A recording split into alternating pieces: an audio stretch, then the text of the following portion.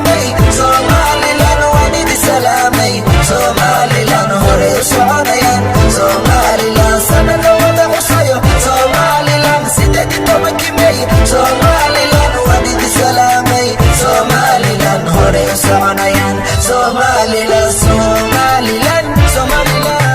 Somaliland Somaliland Somaliland Somaliland Somaliland hargeysa barqada xarunta biladiyo aqoon boorame baradii cilmigay barbara xabtiyo beydkii caashaqaan Somaliland Somaliland hargeysa barqada xarunta biladiyo aqoon boorame baradii cilmigay barbara xabtiyo beydkii caashaqaan Somaliland Somaliland Somaliland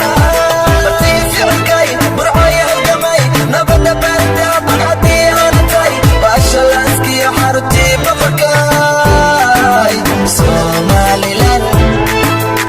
Somaliland Somaliland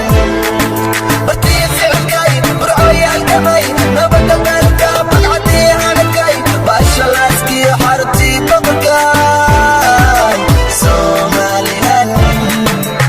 Somaliland Somaliland calanka bamadee tawxiidka ku baxay bilaahi calayk bushadan ka dhashay salaam baaxad weyn bushaa